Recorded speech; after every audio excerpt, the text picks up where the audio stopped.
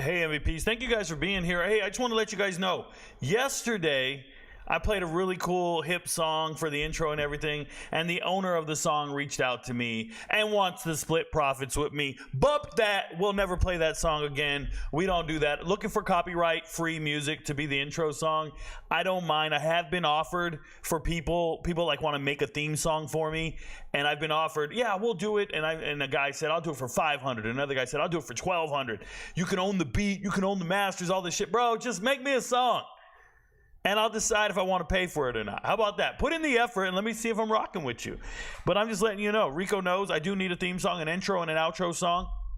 If you want to give yourself a shout out in it, I don't mind. I have reached out to certain people that I admire and think of in the music industry that I think would like to make a song for me, and we were this close, and then things just didn't work out for whatever reason. Shout out to AK. I'm the real AK is the guy I wanted for it, man. I think he would have just spit some real bars. Nonetheless, we're here to talk about the Big 12, and we're here to talk about the American. Now, I started the show about 10 minutes early.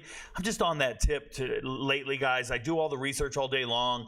Obviously, I watch all the videos first, watch all the games back over, and then I have some time to kill, so I pull up all the box scores.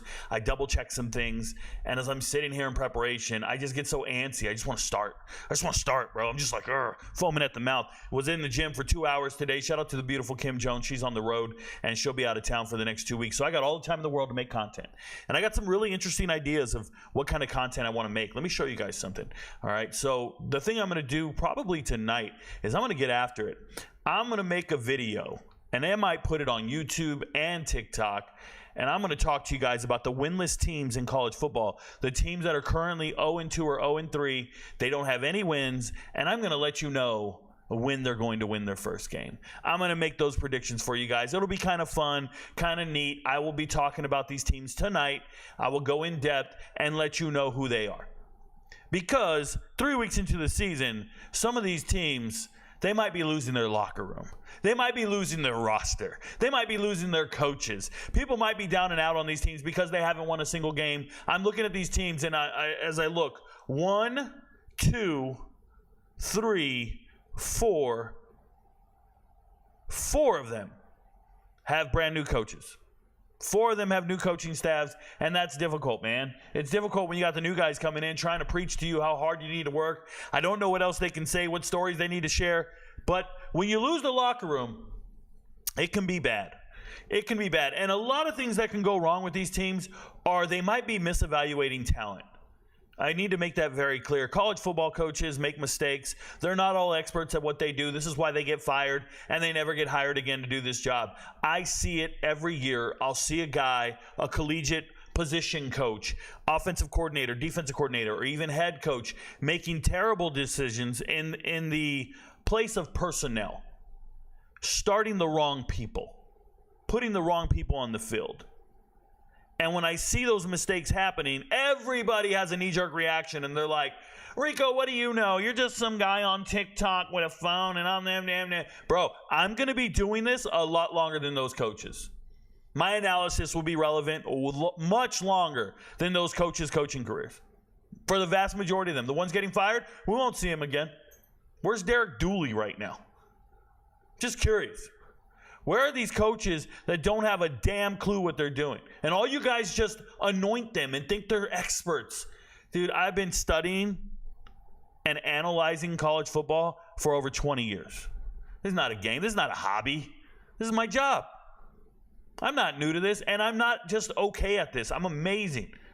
I'm the greatest analyst in the world. I wake up every morning, I look in the mirror and go, you're that dude. I have to do that. And then I have 1,000 other people tell me, you're that dude, every day. The reinforcement is real. The results, well, they speak for themselves. And you're going to see a lot of those results in this show today. Guys, I got receipts, and I'm excited about it. I want to share it with you. I have receipts, and I want to share it with you. It's so exciting. I know Connor's going to lose his mind. Connor Formia, the guy who just watches every single thing I make.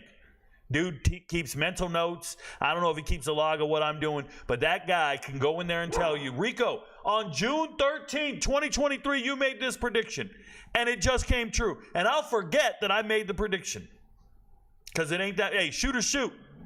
I ain't stressing it. I don't even worry about when I make it, bro. You think Kobe, well, he's not here anymore. Let's use another example. You think LeBron remembers every basket he ever made? Do you think he remembers every shot he ever missed? No. Might remember some of the key ones, the big ones, championship ones, the most impactful ones, but he's making shots every day because shooters shoot. I shoot every day, bro. I don't even stress it. I don't even know. They'll be like, Rico, you slam dunked that shit. I'm like, oh, when did I do that? And then they'll tell me, and I'll be like, oh my God, I got to go back and look it up. I'm going to share one of those with you guys today. But this one I remembered. No one had to remind me. It's important to me. But I'm going to make a video on this in the next 48 hours or so. These teams here and who's going to actually win a game. Shout out to them. Next, when you lose a locker room and you're not winning games, this type of stuff can happen. San Diego State, they got a new coaching staff. Sean Lewis just came in. And you see this guy here, Balin Brooks. If you guys don't know Balin Brooks, as a true freshman last year, he got in the starting lineup. And he was the first wide receiver from San Diego State to have 100 yards receiving since Azakim. And if you don't know Azakim, I don't know what to tell you. The greatest show on turf. You guys all think it was Isaac Bruce, Marshall Faulk, and Torrey Holt. Those are the three. If you didn't know, kids, there's another guy in the slot named Azakim, and he was great, and he was at San Diego State. So he was the last true freshman to go out there and put up 100 yards, I believe, in his debut, something like that. And Balin did the same thing. Balin Brooks did the same thing. Balin Brooks last year looked like the future to this wide receiver room. And then Sean Lewis came in as a head coach. I didn't recruit you, and I brought in a bunch of transfers.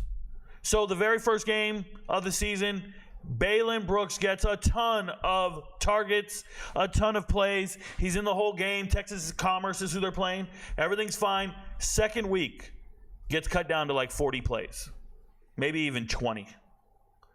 Third week, no receptions, 20 plays. Like they're not even throwing him the ball, whatever. So he finally has a meeting with his wide receivers coach, and he says, hey, coach, you guys don't plan to use me. I'm not in the fold.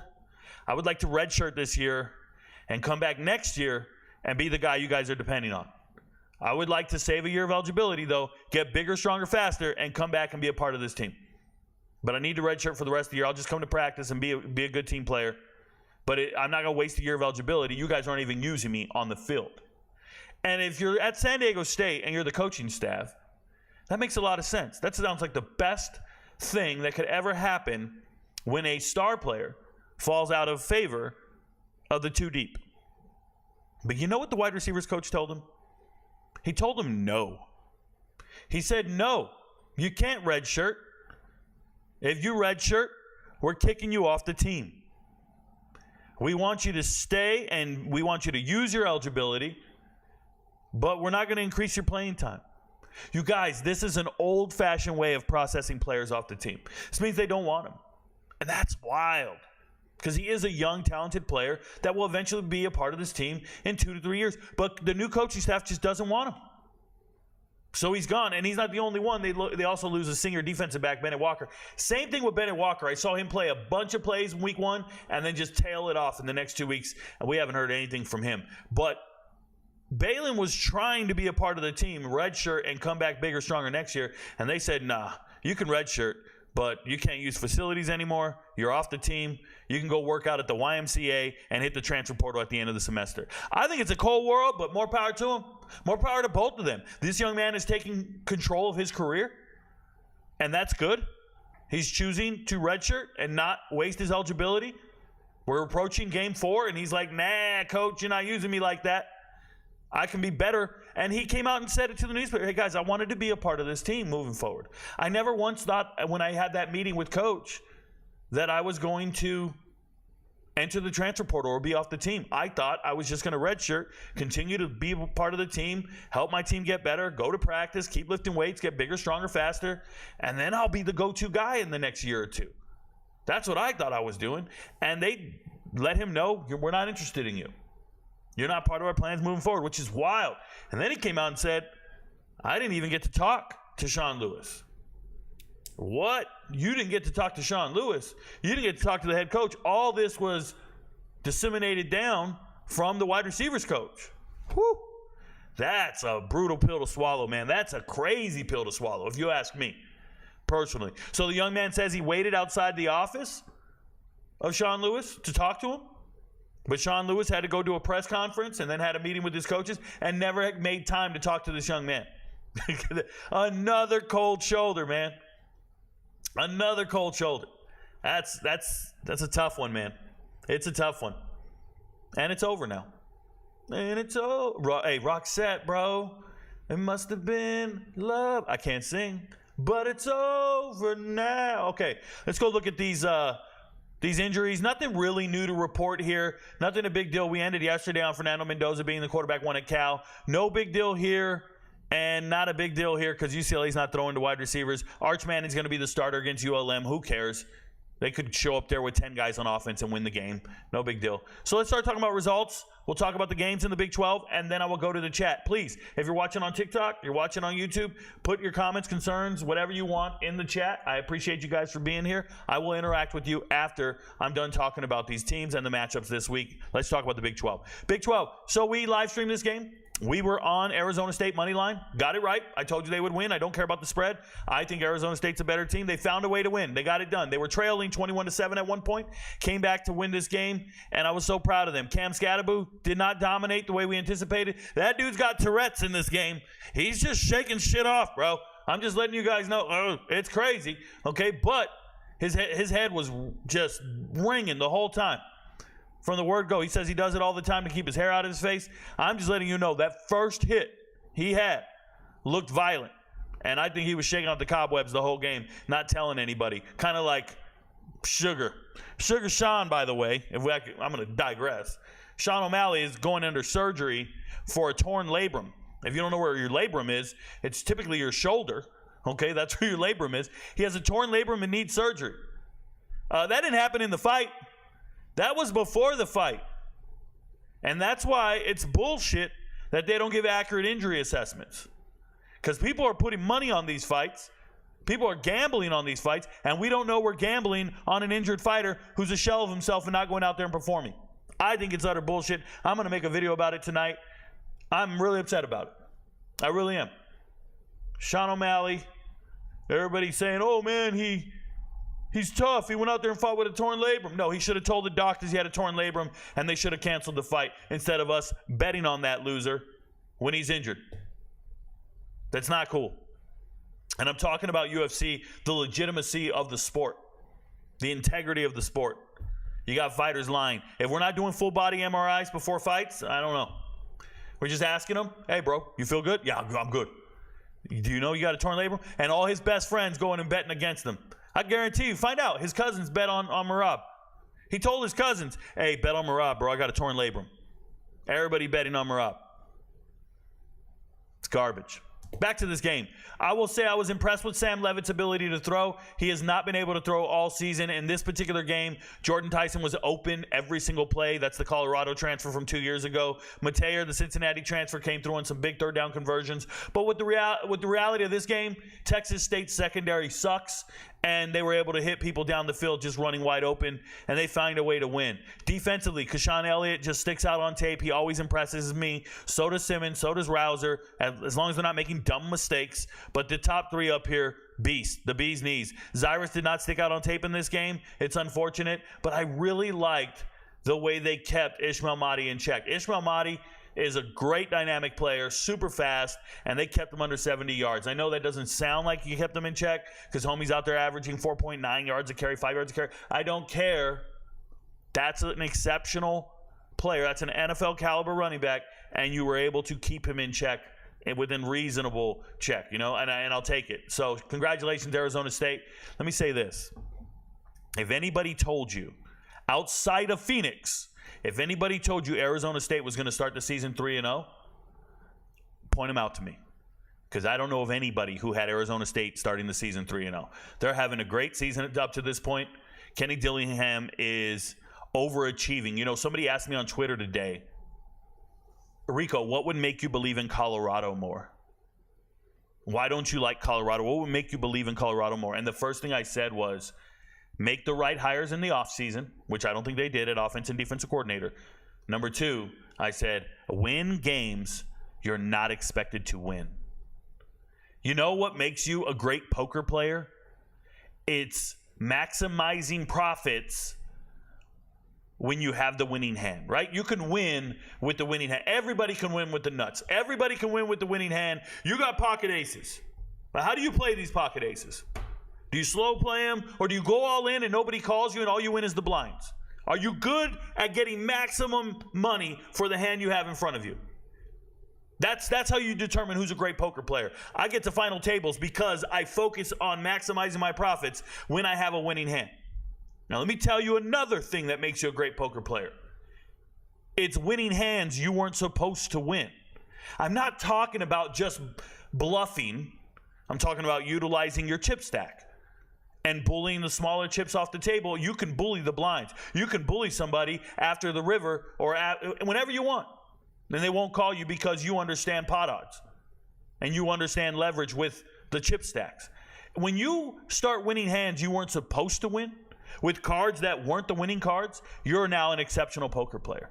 So now let's go back to football. When you're a college coach and you show up with the roster that wasn't supposed to win the game, you don't have the winning cards.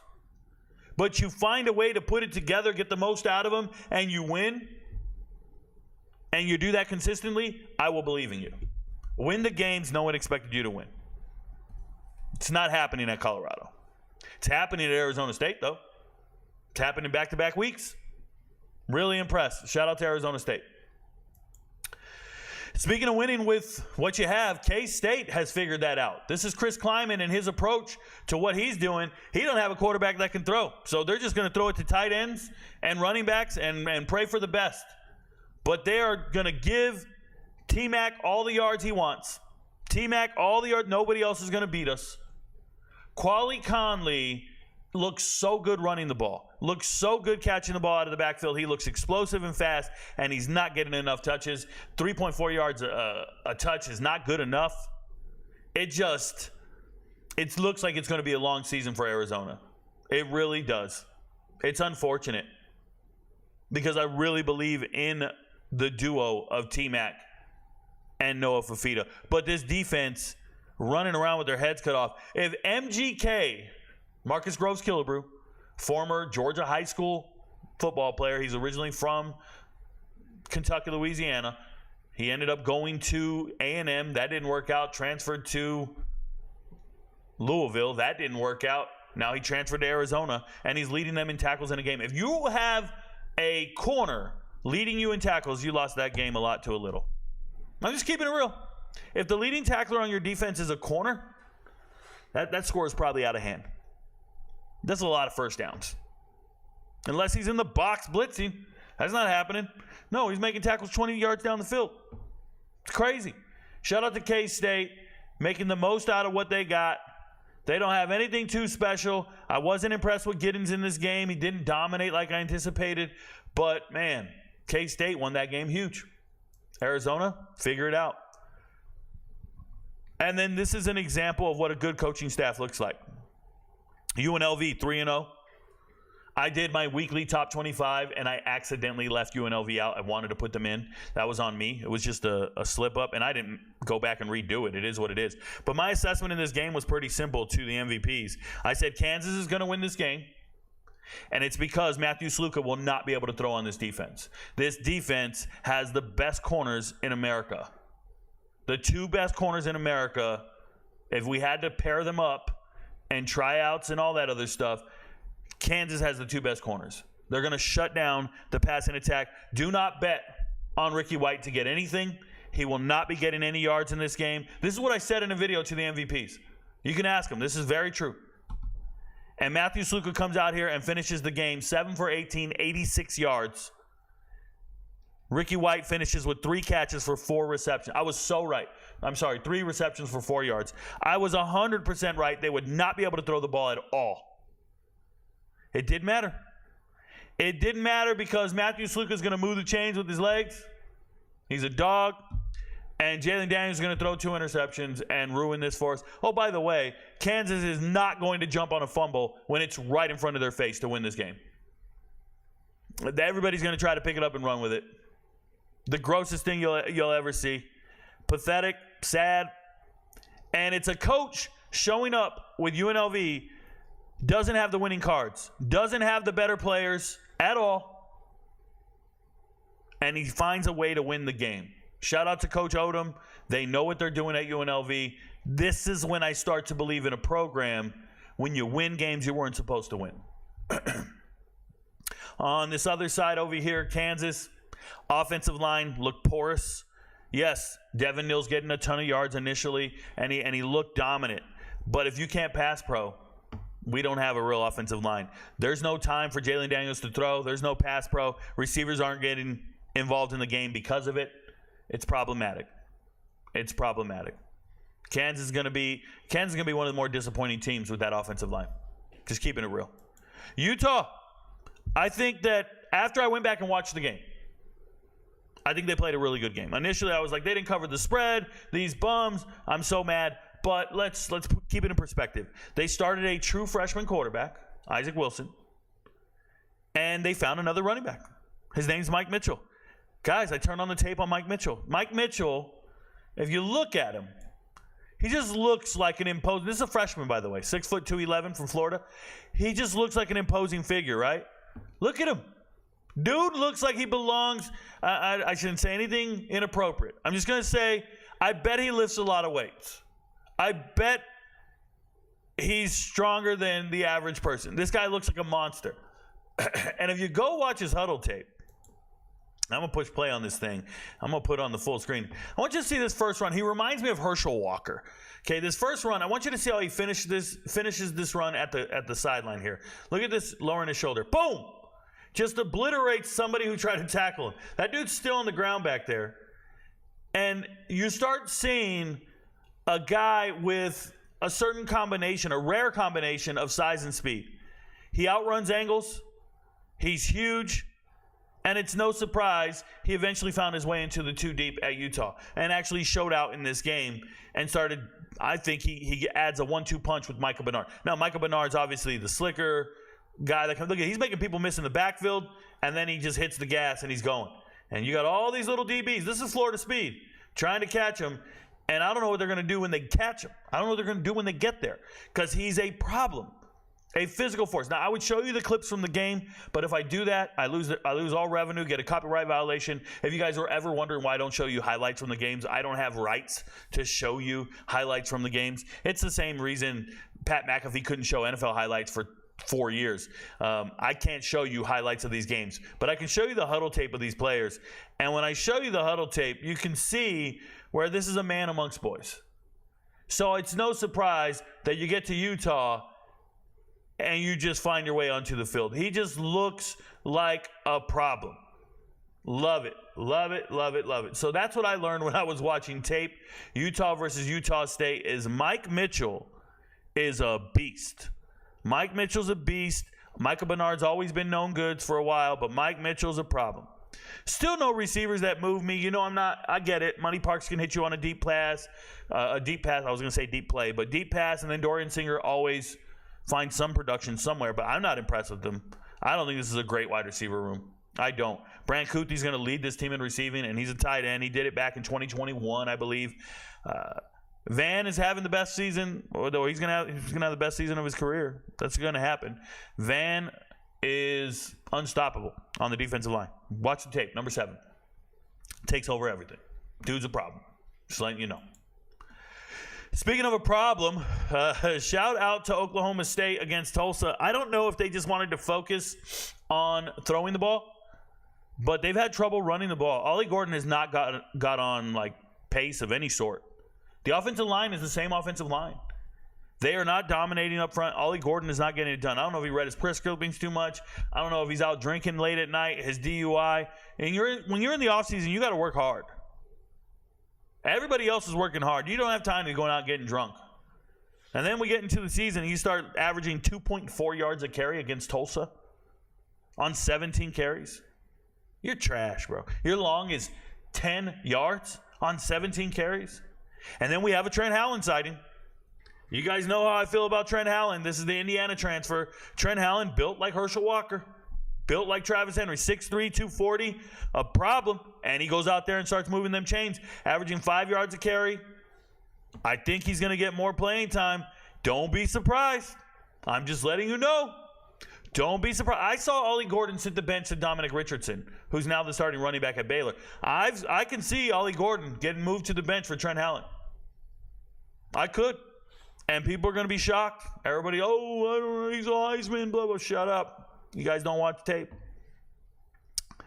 Receiving room. Not surprised to see Deshaun Stribling do this. I saw him do this at Washington State. I talked about Deshaun Stribling just before the season started, and I tried to remind a lot of people out there that this Oklahoma State, shout out to Ash, this Oklahoma State wide receiver room is very good.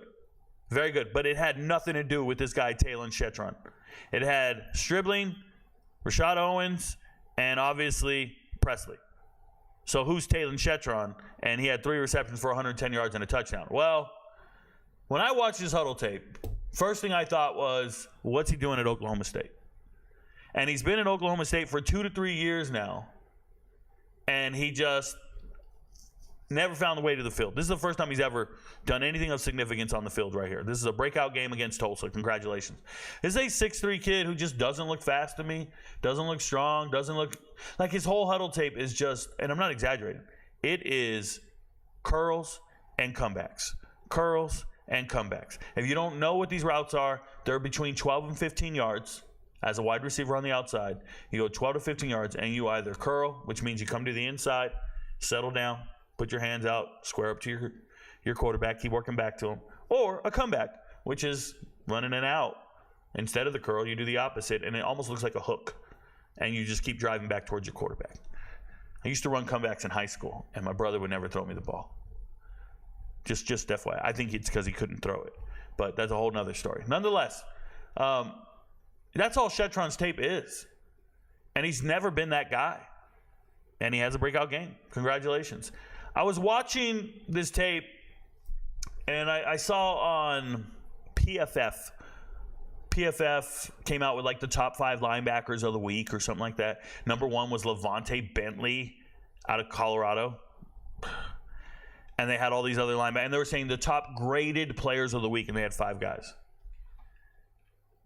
Listen, if Nick Martin isn't on your top 5 list for linebackers from week to week, every single week, however you grade things, whatever your grading rubric is, right? You do. If you guys don't know what a rubric is, it's a sheet that you, like, criteria to equate to the grade. Just go adjust your formula and go adjust your grade sheet until Nick Martin is in your top 5. If you don't have Nick Martin in your top 5, your grade sheet's wrong, your rubric's wrong, your formula's wrong, you don't know what you're doing. That's it. Nick Martin's the best linebacker in America. Hands down. Best linebacker in America, most talented guy I've seen. I can't wait for the Dallas Cowboys to draft him. And everybody goes, Rico, you were so right. Like, that's him right there. Nick Martin's the best linebacker in America. If we have tryouts tomorrow, he's starting over everyone. I think the second best guy I've seen on tape is Nick Jackson. 2 Nicks. Nick Jackson, Iowa. Virginia transfer, but he's been at Iowa 2 years now. These guys on tape? Stop it. I don't want to hear about none of these other dudes. I don't want to hear about no Pierce. I don't want to hear about all those other guys you want to name. You only know their names because of the recruiting websites, because somebody on Twitter put them on a list, because ESPN told you they were good. You didn't watch tape and go, that's the best guy I've ever seen. No. I watch all the tape, and I'm writing down numbers. And that dude, Nick Martin, right there. Woo, woo, woo. Best linebacker in America. Shout out to number 4. Next, Cincinnati. Obviously, way too good for Miami of Ohio. Made this pretty light work, bro. Light work. Shout out to my boy Light Work. What up, Q? Sorsby. Not enough passing yards for me, but he's still the guy. Sorsby's still the guy. I wish they would let him run more. He is a dual threat. Corey Kiner is a 1,000-yard rusher. And the coolest thing about Cincinnati is in this game, in the fourth quarter, they had the ball, and they need to ice the game. They just need to ice the game. Maybe to cover the spread, but they need to ice the game. And I'm telling you, if they need to run the ball, they're going to do it. And Corey Kiner is going to move the chains. And I love that about them. Shout out to them. They should have beat Pitt, and they should be undefeated right now. Real talk. Xavier Henderson, still here, final year of eligibility, 10 catches, 108 yards. This is a great wide receiver. Started his career down in Florida. Used to catch passes from Emory Jones and Anthony Richardson's bum ass. And he's out here just dominating. Love it. Defensively, Eric Phillips is the guy on the tape. this week. Eric Phillips, 2 sacks. Looked good on tape, just being active. I like a number of these players. You guys always talk about Derek Canteen every week. I mean, I talk about these guys, but every week it's somebody different on the tape. But, yeah, he stuck out the most. Obviously, the 2 big splash plays for me. Brett Gabbert's not him, bro. Shout out to Cincinnati. Texas Tech, I'm going to feel so good about this one. This is going to be a good video to talk about right here. Texas Tech. First and foremost, I talked about, if you guys aren't MVPs, if you aren't aware, shout out to everybody watching. I do futures videos for the MVPs before the season. And I do these things, and I have it up here. Here's the futures video. And I break down these teams in depth for half an hour, over half an hour. I talk about each team, and I let you know. Look at that. I paused it. Look at me. I look like a killer right there. I don't know what the hell I'm doing right there. Let's move it up just a little bit. There we go. Now I look startled. But I do these videos, and I go over the depth chart, recruiting, predictions, everything, and then I tell you how many games they're going to win this year. And I do this in the off season. I don't even know when I made this video. I'd have to go back and let me check the date stamp real quick. 14 July. 14 July I make this video. And I want you guys to hear what I have to say in this video, okay? And the reason I'm bringing it up is in the video I go on and tell you that Will Hammond will be the future of this team. He's a true freshman quarterback coming in, but he's the guy. I understand Cameron Brown transferred in. He's a dual-threat quarterback out of West Georgia or whatever. Morton is a starter coming back, whatever. But the future of this team is Will Hammond. And they got a 5-star wide receiver in Micah Hudson, and every recruiting website's talking about it. They got a 5-star wide receiver, Micah Hudson, my 5-star, and I'm like, guys, he's 3rd string. Like, don't even worry about that. I started talking about all the other receivers on this team that are so amazing. When you get to the running backs, though, I say to you guys, yes, Taj Brooks is a 290 carry guy, and his backup is also coming back, Cameron Valdez. So the 2 of them are going to be the whole running back room. And I said, I don't care. There are 2 running backs that will be on the field no matter what. They will be in this 2 deep. They're too good to ignore.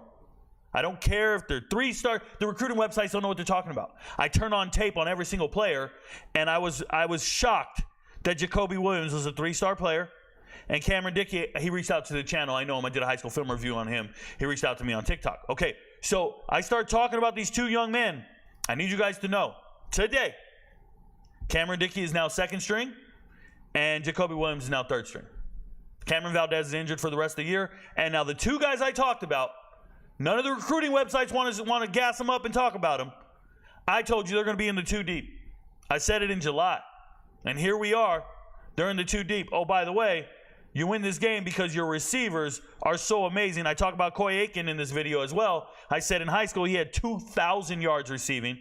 He's a fucking Texas legend. But he missed most of last year due to injury. But when I watched the tape, that dude's amazing. Let's go watch the clip real quick.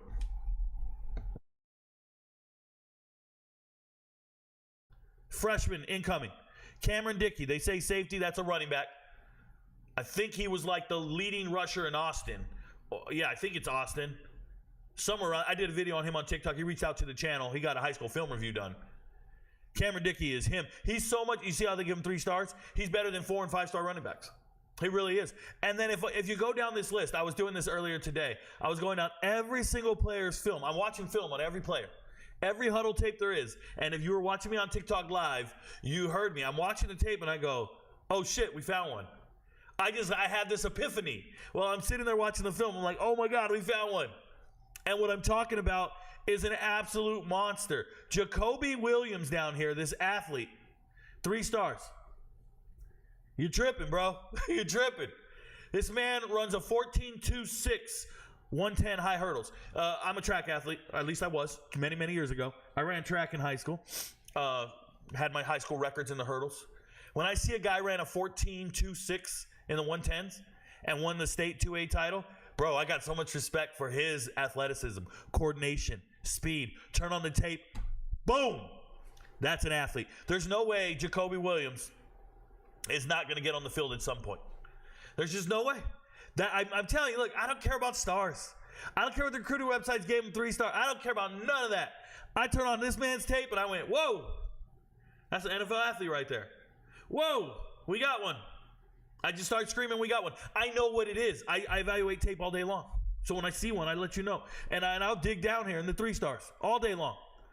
They don't know what they're talking about. They don't know what they're talking about. These recruiting websites don't sit down and don't have that gift. They don't have that eye. So when we talk about, and I continue to talk for the next 20, 30 minutes about Texas Tech. If you want to see that video, I unlocked it. I made it free to the public. All you got to do is go to Patreon, search RicoKnows, and then type in Texas Tech in the search bar on my page, and it'll come up. And you can go watch the whole video. And I start talking about every player on Texas Tech. And guys, I told you, I don't care about a 5-star. I don't care about a 4-star, 3. No. I watch the tape, and I go, oh, shit, we got one. And I lose it. And I have the same fanfare as anybody else. And I was talking to Kim about this just the other day. She said, babe, you are not a fan. No, we talked about it today. I am not a fan of any team. But I am a fan of players, coaches, athletic achievements, amazing plays, things like that. I do cheer the hell out of stuff. I just don't care what team you're on. I don't care what jersey you wear. That doesn't impress me. What colors you're wearing when you do that amazing achievement doesn't matter to me. You can transfer somewhere else. Doesn't matter to me. So when I watch players in high school, I just have an eye for identifying talent. And I just go, hey, that guy, he's better than the players I've seen on tape at the collegiate level. Remember that.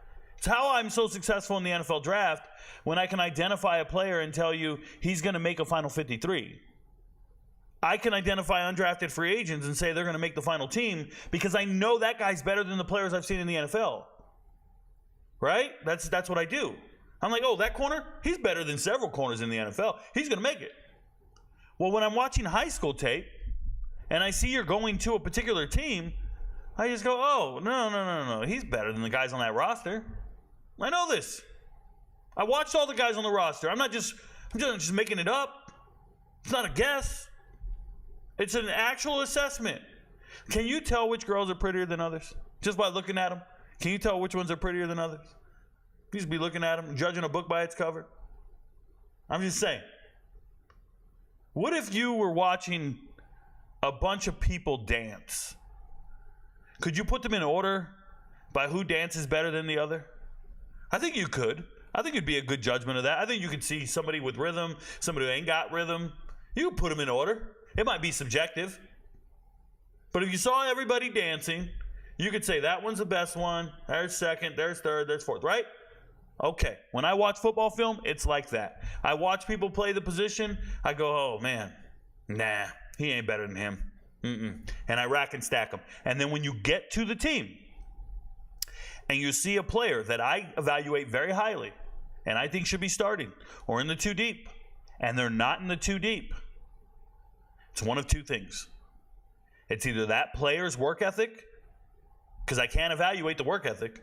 That player's work ethic doesn't equate to his talent and potential, or that coach doesn't know what he's doing. And that happens a lot more than you think. There are position coaches starting the wrong players a lot more than you think. And they're wrong. And they're going to be fired and no longer be college coaches. And all of you guys are going to keep saying the same. Rico, you think you know more than these coaches? Yep. Yeah, I've been doing this longer than them. They played in college, then they started trying to coach, they became graduate assistants, they eventually became an analyst, then they got to become a positions coach. Here they are. It's their first crack at it, and what do they do wrong? Evaluate the players incorrectly. Because they've never really sat down and analyzed everybody's tape. They have no clue what they're doing. Coach Prime recognized that. He took that out of his coach's hands. They don't even evaluate the tape anymore. Now it's done by a recruiting coordinator and somebody else. Coaches are going about it a different way because these position coaches ain't like that. They ain't built like that. Not all of them. And the ones that are good at it, well, they're employed and they usually start the right players. The ones who are terrible, you got quarterback controversies on those teams. You got running back controversy. Everybody's arguing. Fans are disjointed. Locker rooms disjointed. Don't know who to support. But I know this. Recruiting websites, you don't know your ass from a hole in the ground. You fucking nerds sitting around telling me this guy's a 5-star, this guy's a 4-star, this is a 3-star. Are you kidding me? When I see a 5'9" hurdler win the state title in 14-2, that's an exceptional athlete. You just don't realize it because you don't even know what that means to be a 5'9" hurdler. Morons. Shout out to Texas Tech. They found a way to win. They dominated this game. They look great doing it. They have to overcome some injuries. Wide receiver room looked amazing.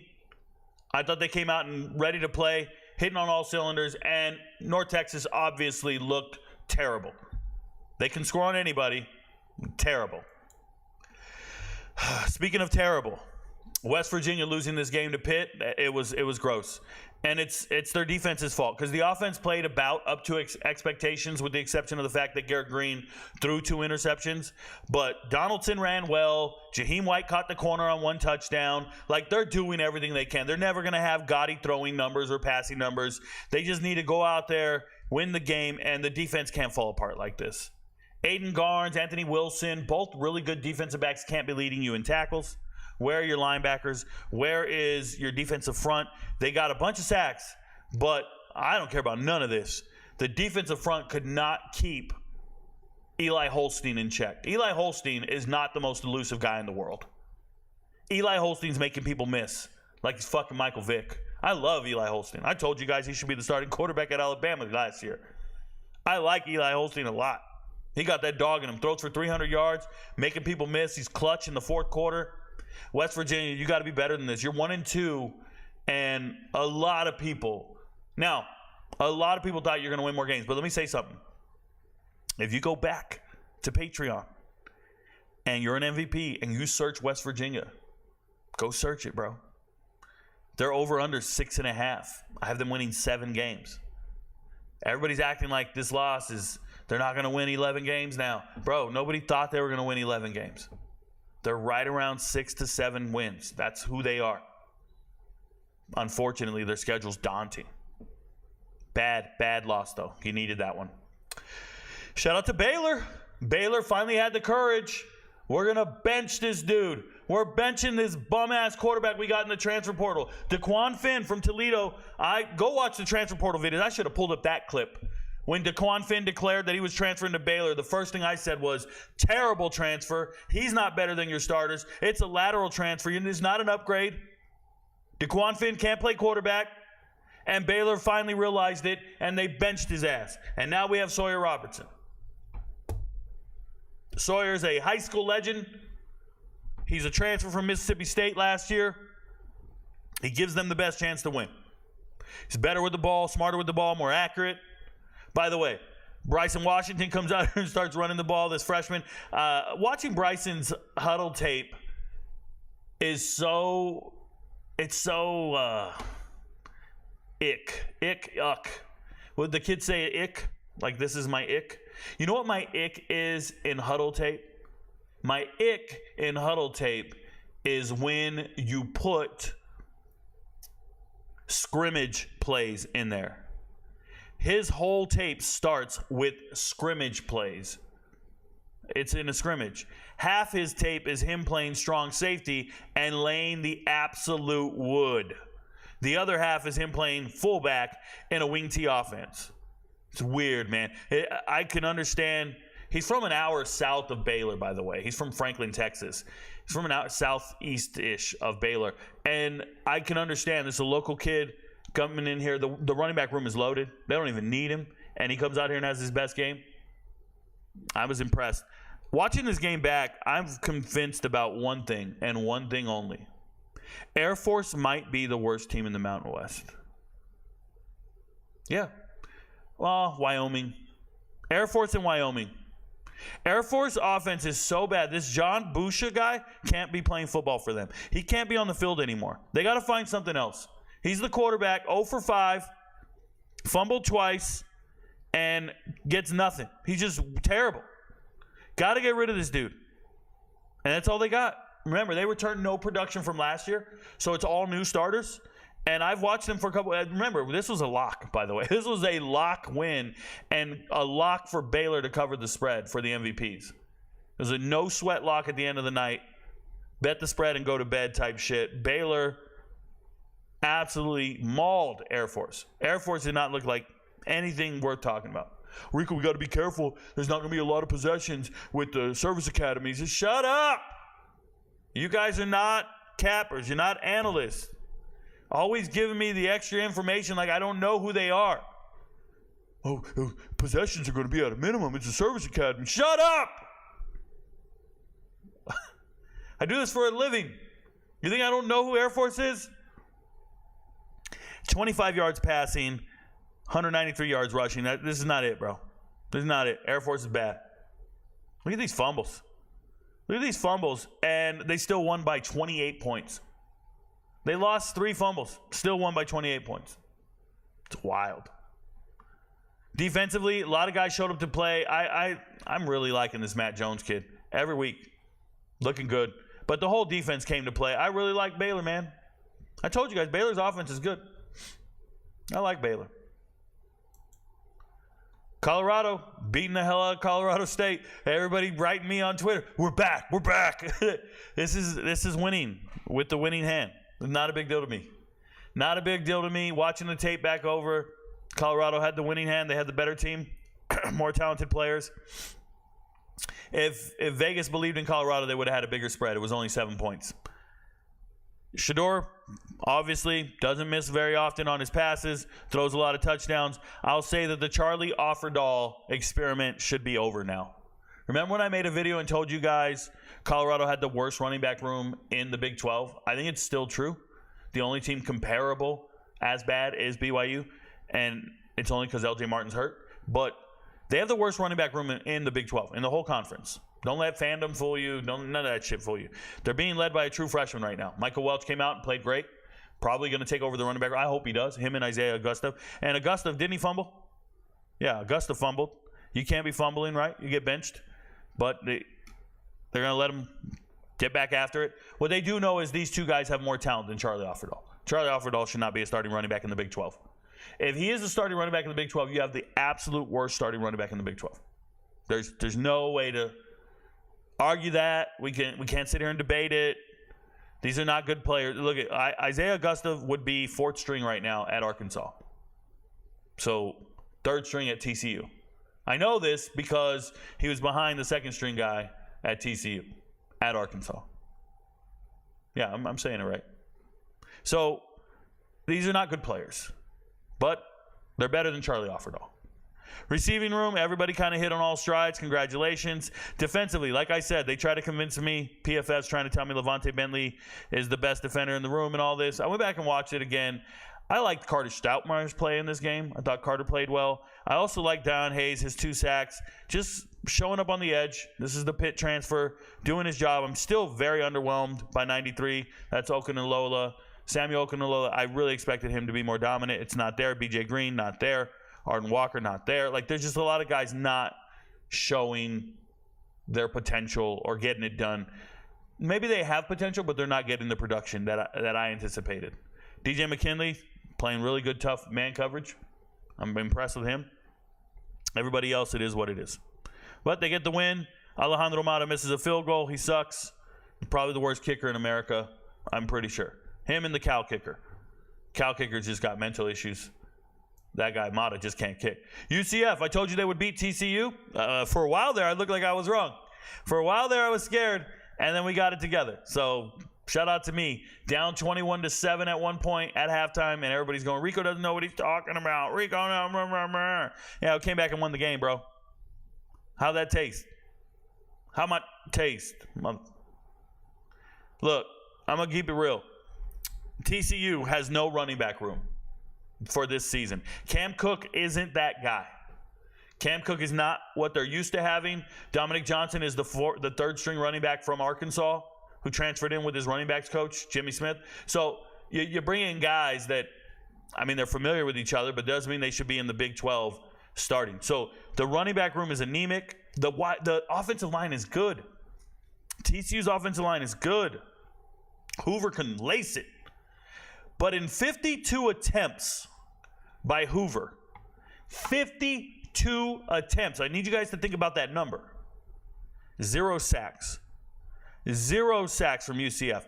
0 getting there. And it sucks because a guy like Lee Hunter, who's their nose tackle, who's so amazing, so dynamic, You nullify him, and he's no longer a part of the game because you're throwing it every single down, and we're not getting anything from the defensive line. So once TCU can just throw all day long, they're going to find receivers open, and they used everybody. They used 2 tight ends, Jack Beck, Dabney. They used Savion Williams, Eric McAllister, JP. They used everybody, bro. They still lost. They still lost because there's some superior players on this side of the ball here. R.J. Harvey is him. Kobe Hudson is him. Xavier Townsend needs to find a way to get involved in this game. I'm so frustrated with Xavier Townsend this season. They're not getting him the ball in any way, shape, or form, and I know he's one of the best players. And UCF wins this game despite missing 2 field goals. They still found a way to win. That's crazy, bro. But they got to stop a passing attack. They got to. They got teams on the schedule that are going to throw every down, and they got to get more pressure up front. TCU just needs to keep doing what they're doing. They need to play better defense. They need to finish some of these drives. They need to find a run game. Congratulations, UCF. Rice, we're selling on Rice, and we're hating on Rice for the rest of the season. We're going to fade Rice the rest of the way. We are. E.J. Warner threw for 50 yards on 21 attempts. That is some Temple-like shit. That's where he's from. It was gross. Couldn't run the ball. Couldn't do anything. So I'm going to give all the props to Houston. Houston came out, dominated this game. If you guys aren't aware, I actually thought Rice was going to be competitive in this game and even win the game. What? Houston, dominant. What I want to talk about is this running back room. Sanford and Burnett are both freshmen, 26 and 20, and it looks like they've passed Parker Jenkins on the depth chart. That's a problem. Parker Jenkins, well, it's not a problem. Houston probably loves the running backs, but Parker Jenkins is a good running back. He's going to hit the transfer portal. Him and West, the kid who transferred in, he's out for the season. Tony West, the West Virginia transfer. So there's 2 running backs from Houston are going to hit the transfer portal. I'm telling you. I'm calling it now. They're gone. Parker Jenkins and Tony West, they're gone because they're going to rock with these young guys here. They look good. Little Sanford slipping around, little speed back, and then Burnett's a much bigger guy. Pretty good players. Snead is obviously the running back in this room. He took over after Alto left. Well, even before Alto left. He took over when Alto was injured. So it's just a 3 running back room. I like it. Receivers, I feel bad for Shoulders down here. Marquise Shoulders not getting any burn. Transfer from Tulsa. Was one of the leading receivers at Tulsa. Transferred into Houston and getting nothing. Sucks, man. I wish he would get more play. Shout out to Latrell McCutcheon. You guys know him. Corner from Oklahoma, USC. I think a damn show on TV. It's fine. But all in all, Rice sucks. That's the way you walk away from this. Rice sucks. Just say that. And the only team worse than Rice is Wyoming. We know BYU's offense isn't good. They finally let Jerry Bohannon play a little bit. It doesn't matter. We know Retzlaff is not him like that. And he went out there and diced these dudes up for 291 yards. We know Retzlaff can't run. He ran for 62 yards. Like, this is nuts. These are crazy numbers for Retzlaff. Jake Retzlaff is not good. We've watched him many times now. Watched them all 3 times. I have. I think MVPs and I have live streamed 2 of their games. So this is just bad. But the thing that's worse is Wyoming. Evans, Vovoda led the team in rushing. DJ Jones, transfer from North Carolina, not any good. 14 carries, 17 yards. Offensive line is porous. They've lost 3 of their offensive linemen to the Power 5 in the last 2 years. They don't look good on offense at all. And then BYU looked pretty good. BYU is out here playing this game. BYU's without their star running backs. It doesn't matter. They don't have their 2 starting running backs. Jack Kelly got a sack in this game. Congratulations. I just don't think BYU's that good. I know they won this game 34-14, and they're undefeated. BYU is not that good. Like their defense, like their defensive line, like how stout they are. They are overachieving up to this point. They're not that good. All right, let's look at Big 12 matchups, and then I'll get to the chat. So, Big 12 matchups. Houston, Cincinnati. Been impressed with Houston's defense lately, but in this matchup, I have Cincinnati. It's -3.5. I think that makes sense. I think Cincinnati can win this game by more than 3.5. I think Cincinnati can win the game by 7 points. Probably going to be on the chart for the MVPs. Kansas, West Virginia wouldn't touch this game at all. These 2 teams are very volatile, very inconsistent. If anything, I would take the over because neither one of them has a good defense that can stop anything. I think I just watched UNLV rush all over Kansas with the quarterback and Sluka. Well, guess what? West Virginia has a running quarterback. I think the over in this game is very real. 56.5 is way too low. I think Kansas can throw in this game. They can always throw. Anybody can throw against that West Virginia defense right now. They're just giving up everything. So I like the over in that game. I think it'll get over 60. Arkansas State, Iowa State. This is going to be the hardest one to bet on in my life. I love Iowa State, obviously, to win the game. They're so dominant. They're one of my top 15 teams. I think I have them at 13. And I really love Iowa State's team this year. But 22 points is a lot of points against Arkansas State, who I just saw cover the spread against Michigan. They can always score. They're going to find a way to get it done. And if they get out there and pull out Timmy McClain off the bench again and he hits up 2 touchdowns, I'm going to have a problem. But Jalen Raynor can actually move the ball against anyone. Arkansas State, I don't like this spread. I wouldn't bet it. It feels like Vegas is going to win some money here. You can bet Arkansas State to cover the spread if you believe in it. I like Iowa State to win the game and leave it at that. I also like the under. I like the under. Which is a crazy thing to say. Okay, Arizona State, Texas Tech. Arizona State undefeated, but I think Texas Tech is winning this game. I do. Texas Tech can throw the ball. I love Arizona State. Man, nah, give me Texas Tech to win this game. Yeah. And 3 points is too low.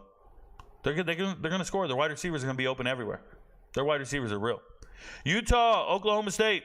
This is crazy. Utah, minus 2 point favorite. They got Cam Rising. He's back. Are they better than Oklahoma State? Coin flip. No reason to try to get this one right. According to my talent chart, the winner of this game is Oklahoma State. If you didn't know, my talent chart is extremely accurate. I want to say it's over 70% accurate so far. When we run into coin flips like this, we go to the talent chart to determine who's going to win. It gets it right 70% of the time. TCU, SMU, MVP level lock. Won't talk about it. Baylor, Colorado. Colorado's 1.5 point favorite.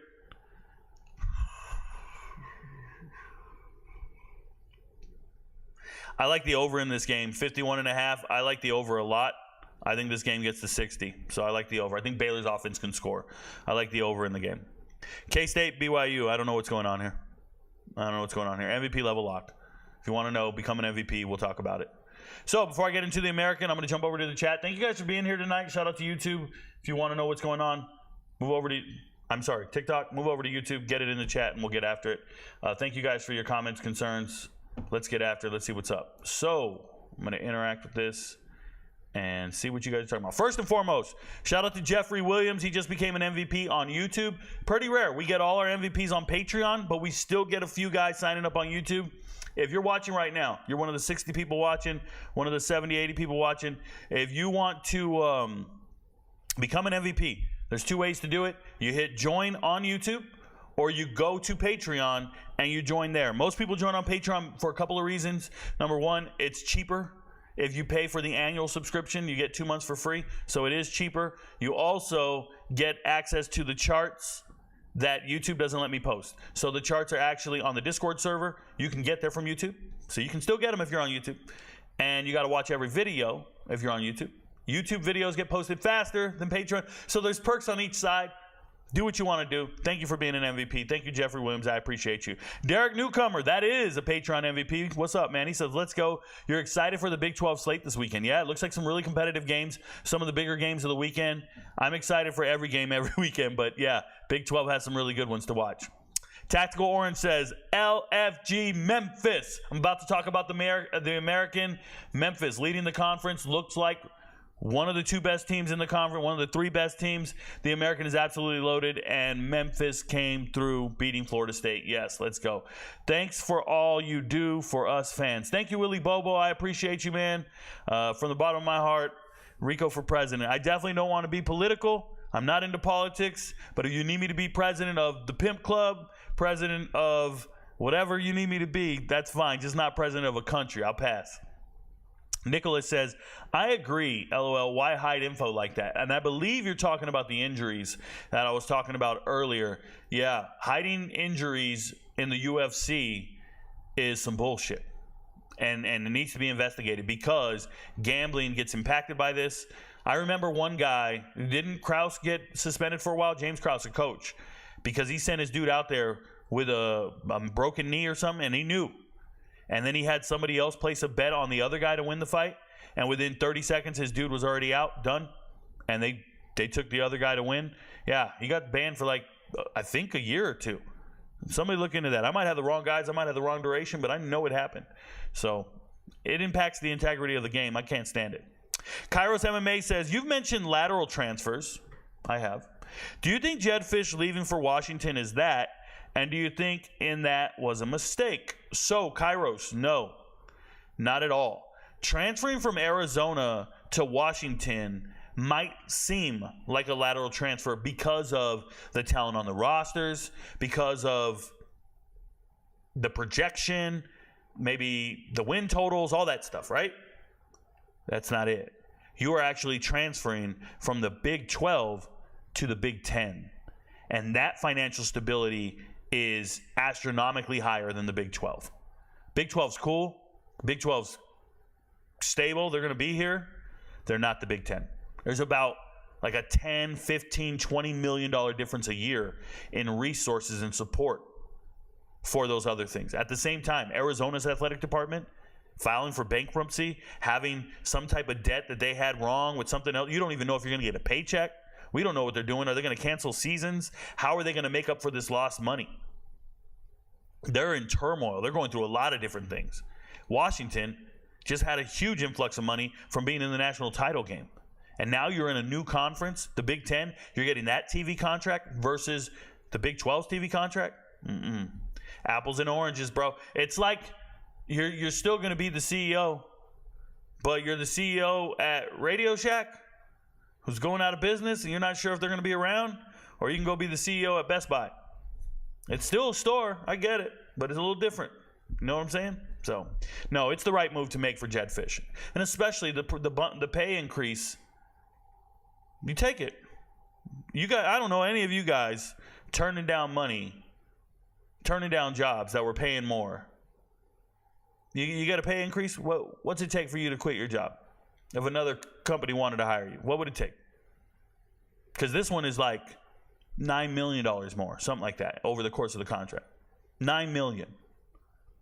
It's like a 60% increase in pay. Something insane like that.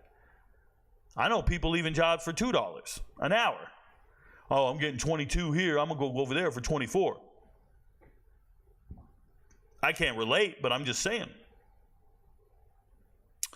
Random note here, Josh Hoover is him. Shout out to D Phantom, Danny Phantom. Yeah, Josh Hoover plays good, plays well. He's not the running back. Dwayne Akenis, this is the defensive coordinator for Arizona, by the way, guys.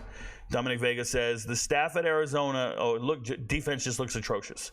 The staff at Arizona now just isn't getting the production that Fisch and them got last year. Tacario Davis looks lost trying to stop a curl or comeback route. So you know when players start regressing, it's because they're out there thinking and trying to learn the new scheme. That's the biggest problem I see with new coaching staffs, is the coaches will come in and try to implement their scheme, and the players can't duplicate it. And if the players aren't an extension of their coach, you're going to fail. You're going to lose. That's why coaches need to dumb it down. They need to have an implemented or graduated process for implementing their game plan or their playbook. You can't just show up and go, yo, this is what we used to do at San Jose State, start running all this. They don't know it. And now you have an exceptional player like Davis, Tacario, and he's thinking too much and he can't just react and play. It's the problem. That's happening everywhere, though. Anywhere with a new coordinator, new coach, those coaches are they're feeding these kids through, they're making them drink through a fire hydrant. They're making them drink through a fire hose. It's too much. Can't get it all. And then they get on the field and don't know what to do. It's bad. But if you have stability and continuity in your coaching staff, players are in the system for multiple years, well, you see the difference. They know the terminology. They know the expectations. They know everything. They're not struggling. I'm watching guys break the huddle and the quarterback's having to move them to the right place. For Arizona, They're like not in the right place before the snap, and they have to move a wide receiver over here, a lineman over here, a running back over here. Everybody's having to be pushed and moved into the right spot. The greatest mark of a coach, make those players an extension of yourself. When you start finding players that can duplicate what you were trying to get done on the field, you will win games. Theoretically. They don't have that right now. Offensively, it just looks like no one can get going besides T-Mac. As an Arizona alum, it's disappointing coming off a great season, but last season we started off slow until Noah started, not losing hope yet. Yeah, Dominic, and listen, that is coach's fault, right? When I look at it, I say Jed Fish was starting the wrong quarterback. Remember when I told you some coaches, everybody thinks they're great, but they're starting the wrong player? There's no way Noah Fafita's on your team and he's not on the field. He didn't just magically start getting good when he got in the games. I'm sure he was playing great at practice. I'm sure he had continuity and did everything right at practice, but they're starting the wrong player. Jaden DeLara out there, and that's when you lose games. And when you lose games, you don't finish the season in the top 10. You don't get the respect of the world. Your coach gets poached. A number of things happen, domino effect, butterfly effect, from starting the wrong quarterback. They didn't start slow last year. They had the wrong players on the field. That's a coaching decision. They need to figure that out. But yeah, offensively right now, they look disjointed. And Quali Conley's still very good. Rico, what do you think of Utah's Dejon Stanley? You know, I don't think of Dejon Stanley. He's fine. I just don't think of him, Nemo. You guys always ask me. Sometimes you guys ask me about like a player. You'll be like, Rico, what do you think about so-and-so? And I'll just be like, I don't. And what I'm trying to answer to you directly is I waste 0 cycles thinking about individual players for the most part. Just answering your question like literally. What do I think of him? I don't. West Virginia versus Pitt was a crazy game. Mountaineers was up 10 points with 5 minutes left in the game. Defense got comfortable with the lead. Yeah. You play prevent, and it prevents you from winning the game. You play prevent, it prevents you from winning the game. Kairos MMA says, what was the reason you didn't go to the Colorado State versus Colorado game because of UFC 306? Kairos, there's not a single thing in the world there's not a UFC card in the world that makes me not want to do something. Let me make that clear right now. That is the dumbest shit I've read. There is not a UFC fight card out there that matters to me. I watch them. I provide analysis on them. I cap on them all day. I provide capping. And let me tell you something. We dominated last night, Dana White Contender Series. Dominated. We missed one fight. The analysis was still right. I just missed one pick. Other than that, we picked everything else right. MVPs were eaten last night. Shout out to them. And I gave that video away for free. And I checked YouTube. 91 views on YouTube. I gave it away for free. No one watched it. Oh, Rico, why don't you give away any picks for free, man? I want to know if it's any good. I want to know if you're winning on Patreon. You idiots. I gave it away for free. But I would never make a plan in my life based upon UFC fights. That's not happening. So that's not there. Why didn't I go to the Colorado State game? I don't attend games, Kairos. It doesn't appeal to me. I don't want to go to games. If I go to a college football game, I will miss at least 8 games being played at that time. I have to watch as many games as possible on a Saturday to make my week easier. Remember, I go back and watch every single game every day for every conference. If I live stream the game or I watch it on the quad screen, I don't have to go back and study it as hard. It's much faster. I already know what happened. So going to a game does not appeal to me in the slightest. You go, you can't keep track of certain statistical information. You can't really track everything you want to do. You got to deal with fans. I don't like fans. I don't like people who boo players. I don't boo players. I cheer for both sides. I cheer for both coaches. I don't even care to go to a game. I don't like fans. They're fanatical about their team and they're delusional about the reality of their team. I don't like to be around people like that. No, I'm good. I would never go to a game. Never. Never. Biggest waste of my time. UCF's been giving Townsend the ball on jet sweeps and run game, just not that much in the pass game. Yeah, I know. They're trying to get him the ball in space and figure it out. They need to find him open in some routes. They need to get him the damn ball. If he can catch a punt, he can catch a pass.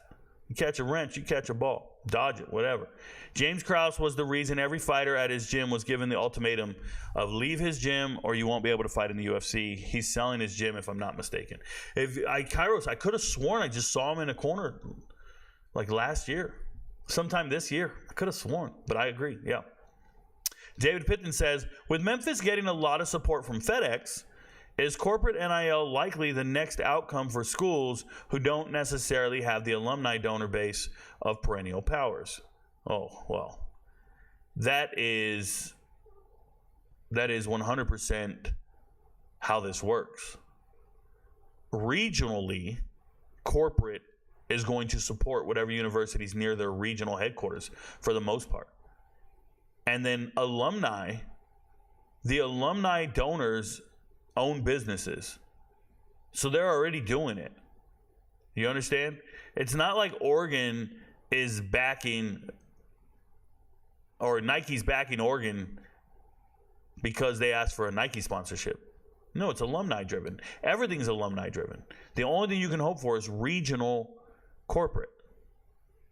But if that's the case, Delaware should be amazing because everybody goes to Delaware to go corporate. No, if you don't know that, that's an inside joke. If you guys aren't aware, when businesses want to incorporate and become a business, they do it officially out of the state of Delaware.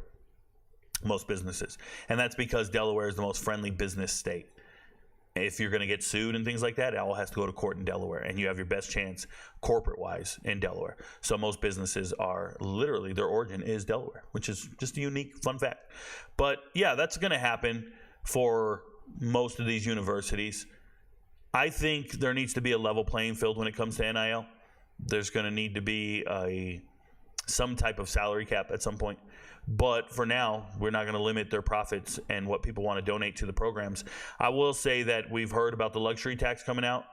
Tennessee's going to do it. They're going to charge an extra 10% on every ticket, and that those ticket sales and revenue will go towards the players. It'll be a revenue sharing where the school has to share its revenue with the players. We're just looking at NFLPA versus the league. Now it's going to be college teams versus this. But they're going to have to do it in a smaller increment. It can't be 134 schools. They're not all playing on the same playing field. Kent State and Alabama are not playing in the same – they're not playing the same sport, right? Tennessee, Kent State, not playing the same sport. It's football. It's FBS, Division I. It's not the same. It's not. Revenue's insane. I just saw the collective NIL for JMU this offseason. It was 300-something thousand for the whole school, for the whole thing. So while everybody's bragging about how much money they're getting and all this stuff, the whole school raised $300,000. They have a football team out there right now on a $300,000 salary. JMU. Compare that to what individual players are making. I'm just saying. Numbers are lied. The numbers are false, by the way. A lot of the NI deals are false. They don't have to publicly admit what the numbers are, so they're just making up numbers. And they're doing that to try to get the most out of somebody. So they're just claiming, oh, I got $300,000 on this NIL deal. Are you going to give me $5? It's all bullshit. It's just agents lying back and forth. I talked to the NIL. The NIL coordinators talk to me in my DMs on Twitter, 100%. And they go, Rico, that's not true. That's a false number. We got that guy for $12,000. We got that guy for $30,000. They tell me the real number. Anyways, am I crazy for saying Oklahoma State or Arizona to win the Big 12? I just like the quarterback wide receiver duo at both schools. If they get the running back situation correct, it can be nice going into the second half of the season. So LaWayne Harris, I don't know what you consider to be the second half of the season, but I can tell you that if you start losing games in conference, you're not going to win. The teams that win these conferences are going to be undefeated or with one loss. So you're crazy if you think Arizona's winning the Big 12. Oklahoma State still has a very real chance. Arizona's got an outside chance. But K-State beat the hell out of them. And there's a lot of teams built like K-State in the Big 12. Doesn't look good. I don't think that's The key to success in the Big 12 is a 1,200-yard rusher.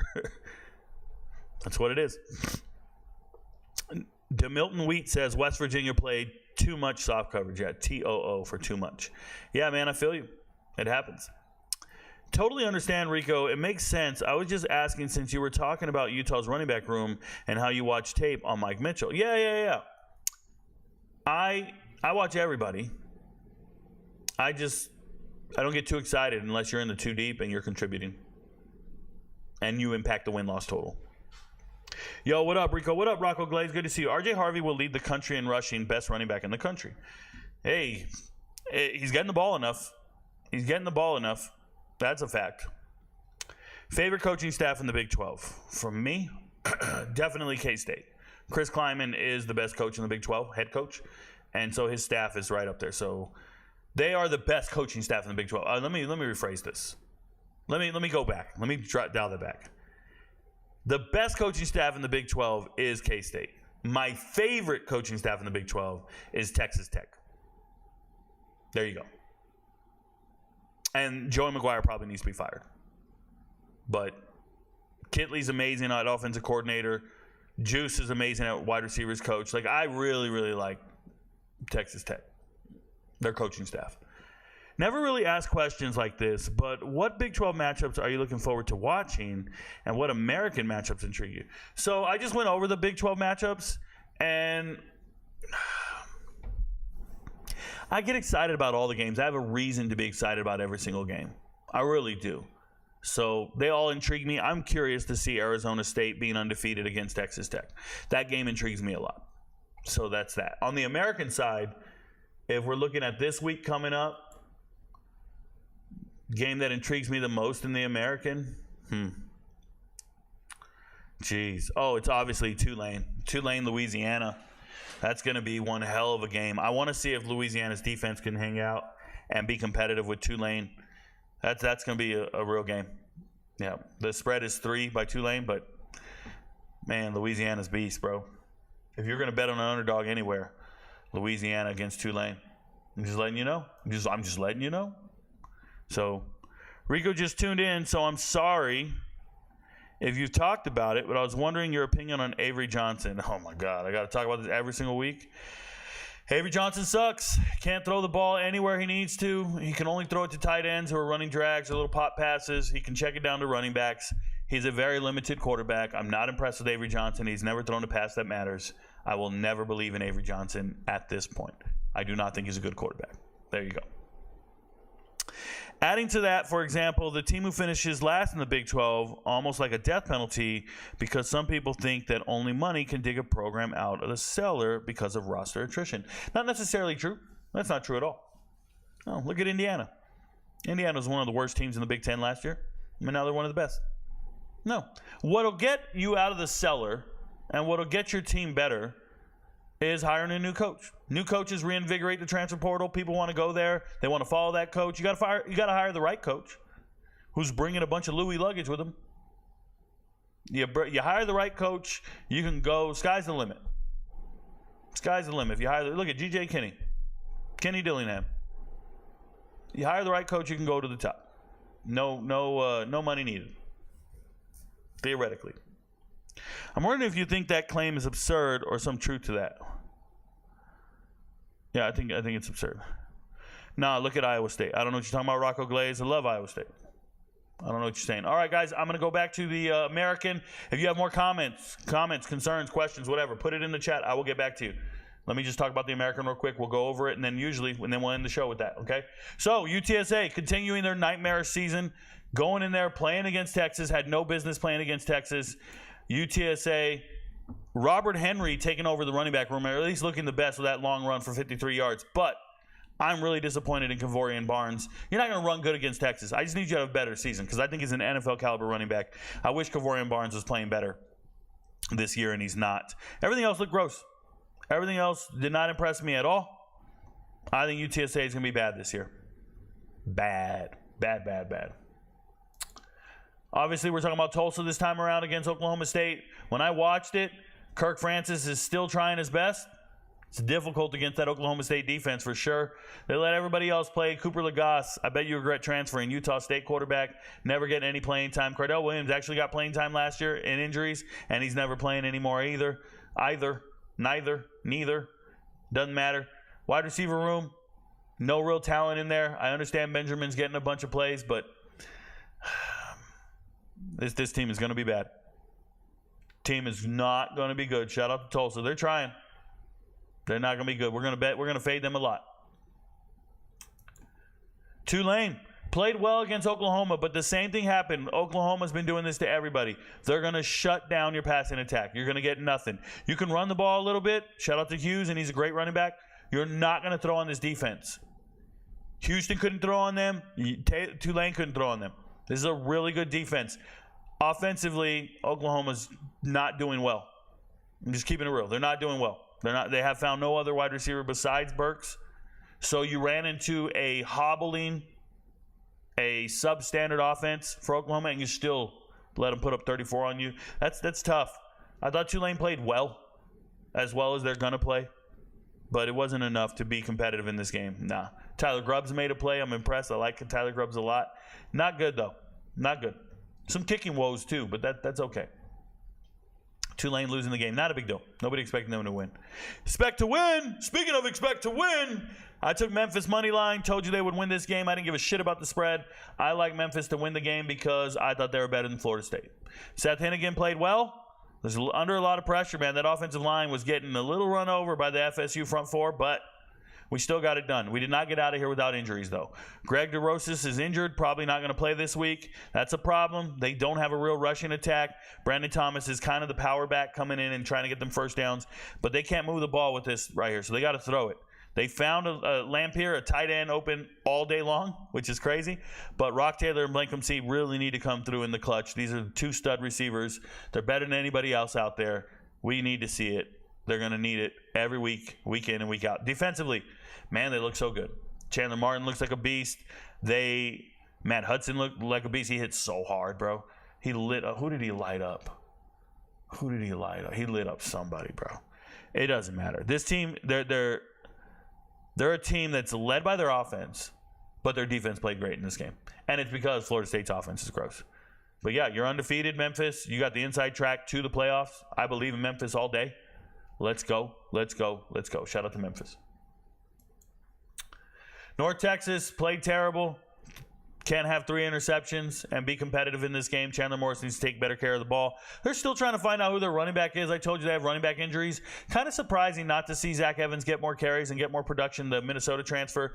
Demaja Harris, Lamar transfer. Still a stud. Preferred walk-on. Still doing his thing. I like him a lot on tape, 44. But they started playing some other guys. Freshmen, things like this. I don't know what they're doing. They're just trying out anybody in a loss. That's fine, but I like Harris to lead this running back room. I would use him as much as possible and go back and get the ball to Damon Ward again. Use Damon Ward like crazy. You know you can depend on him, but defensively bad. Bad defense. They suck. If you're betting against North Texas, they're going to give up points. A lot of points. Speaking of giving up points, Temple sucks, but they did find what they're looking for. Okay, Evan Simon is an EMU transfer from Eastern Michigan, and he finally got the start, and he looks like a quarterback. Played well, didn't look out of place, not like they have the last couple of weeks. He gave them the best chance to win. Now, they didn't win this game. They were getting blown out early, and then they kind of came back and got scrappy, covered the spread, which is bullshit. It's a miss on my part because I said Coastal would blow them out, and they didn't. And then Antoine Littlejohn. This is a running back from Maryland. Used to be pretty decent. He's in the room. They're letting him go. So when you find guys like Dante Wright, who will never transfer from this school. Dante Wright's been at Temple his whole life. He loves it here. That's fine. Shout out to Dante Wright. But Wright, Littlejohn, Simon. Let's go. That's your 3. Gives them the best chance to win. We'll figure it out.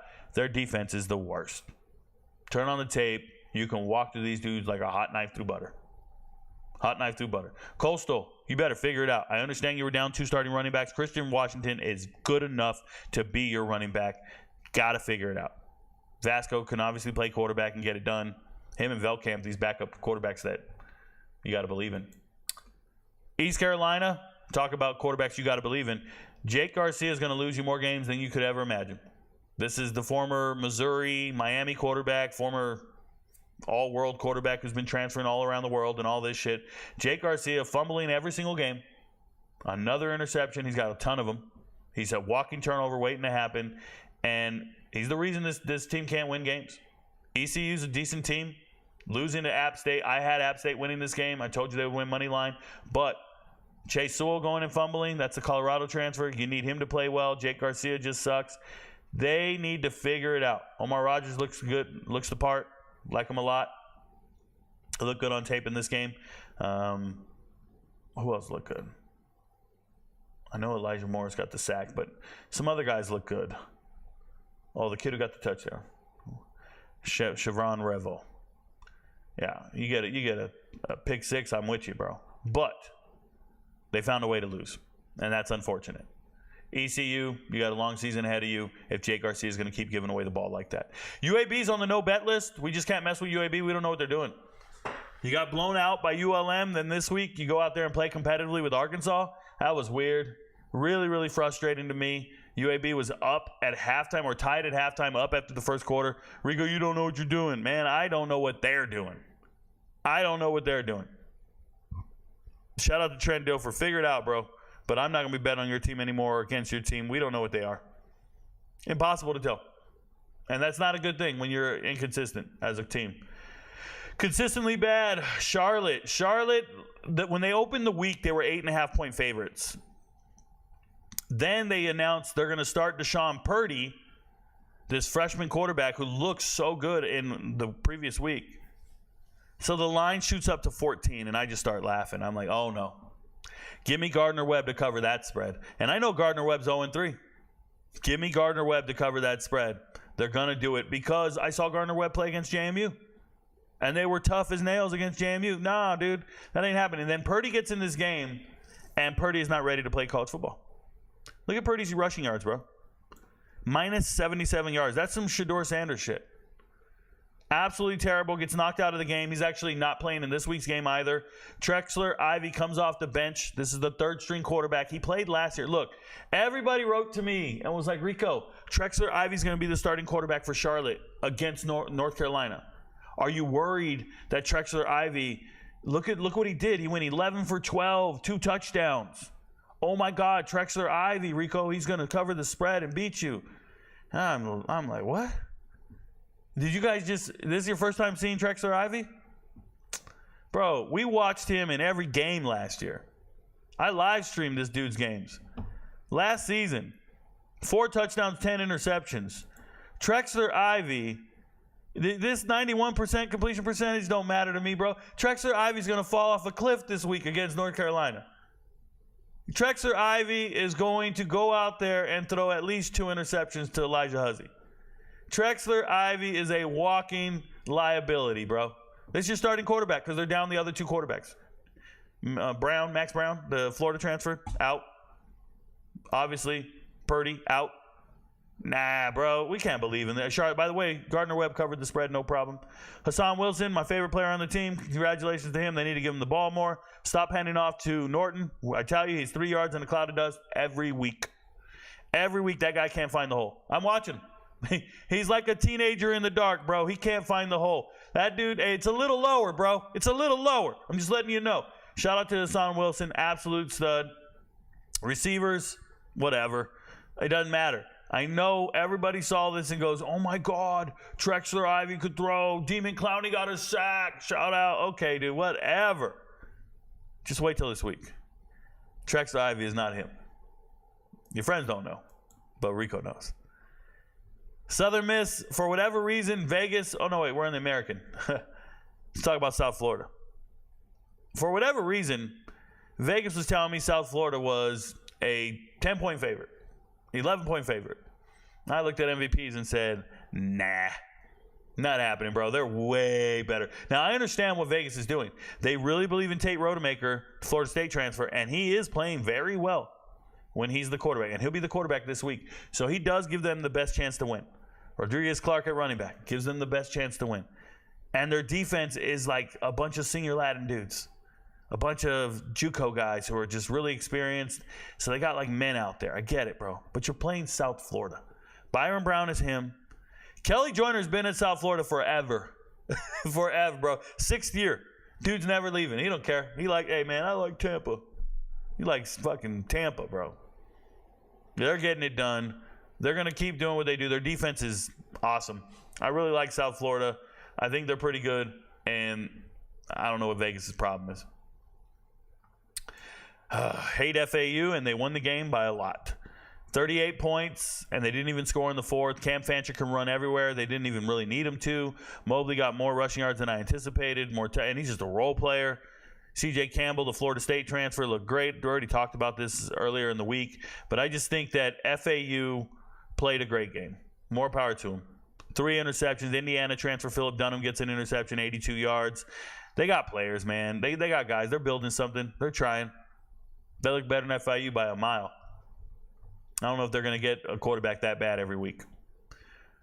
Rice, absolute dirt. Not talking about him. All right, let's talk about it. Matchups this week. Charlotte, Indiana.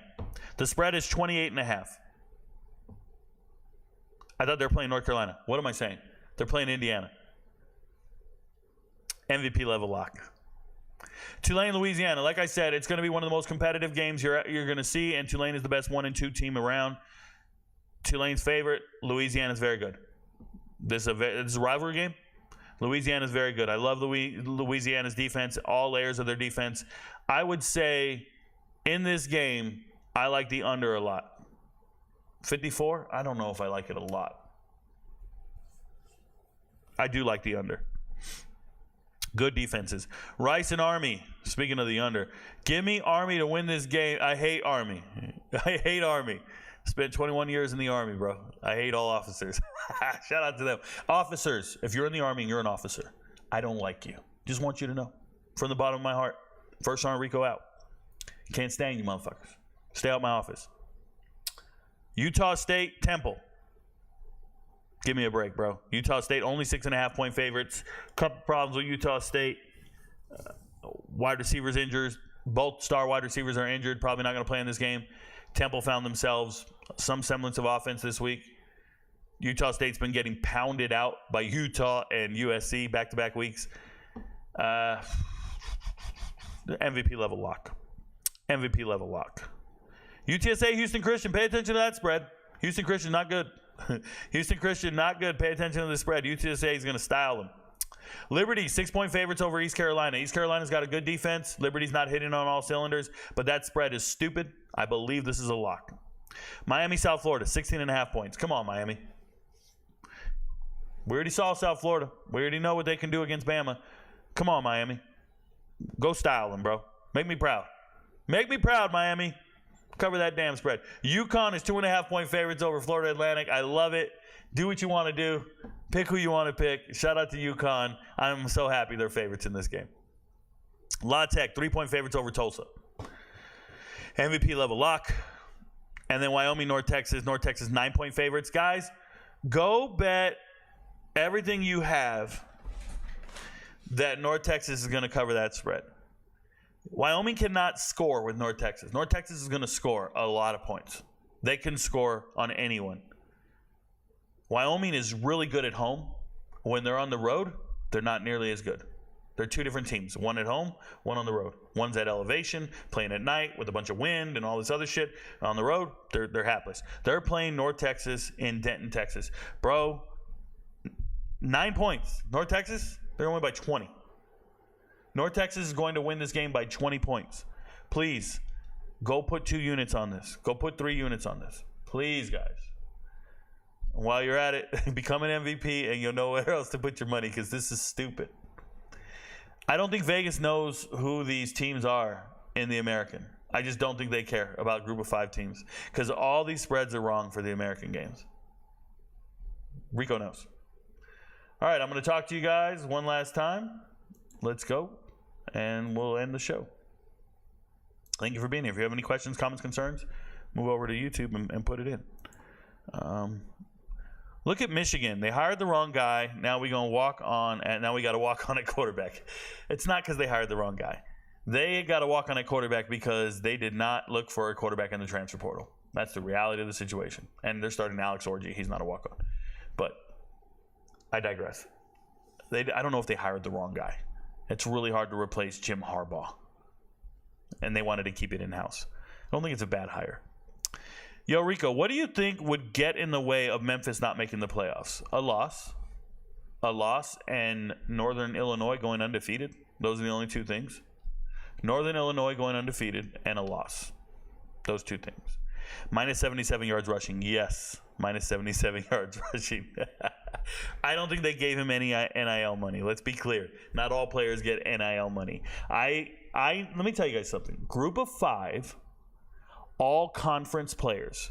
I have talked to 2 of them who did not get a single dollar of NIL money all season long. Not every player is getting paid. That's not a true thing at all. People who think every player is getting paid, it's not happening. There are a group of 5 players getting no money whatsoever, and they're playing lights out. They're playing great, and they're not getting any money. I'm talking about 1,300-yard rusher, no money. True story. With the way Chandler Morris is playing, I can't imagine he sticks around. Where do you see him landing? Kairos, I think he's sticking around. Chandler Morris already played at TCU. He already played at Oklahoma. Like, he's already been at those schools. He's going to stay at North Texas, where he's got a good coach that teaches him well and how to throw the ball. Hey, Rico, did you ever attend the Army-Navy game? No, man, we work, bro. We don't go to games. You're in the Army, you work. The people who go to the Army-Navy game are a bunch of students, and they're just a bunch of rich kids that are officers. They're just a bunch of spoiled rich kids, and they have to be there. They're students, bro. They're a bunch of lieutenants or cadets. They're the worst people alive. Like, I would chin check them all, bro. Shoulder check every single one of them dudes. I treat them. I do not treat them well when they come to my units, or at least when they used to. I just didn't. It's the reality. I don't like them kids. Hiring a coordinator and not having the pedigree as a head coach and not bringing in Louis Luggage is likely why a team that will be talked about tomorrow is the way it is. Shout out to David Pithen. Very true. Hey, guys, thanks for being here. I'm going to take a break, and then I'm going to try to make some videos for TikTok tonight. I appreciate everybody for being here. Just remember, if you got any concern about trying to make money off of bets or whatever, get to Patreon. We won last night, Dana White Contender Series. We're going to win every Saturday, whether it be football or UFC, for the whole year. MVPs are not losing money. Why do you think they stick around all year? Why do you think they pay for the whole year in advance? You should probably talk to some MVPs if you think we're not winning. You should probably try to figure that out. And if your friends tell you that MVP is a scam and Rico's not doing that, man, get new friends, bro, because your friends don't know. But Rico knows. Peace, y'all.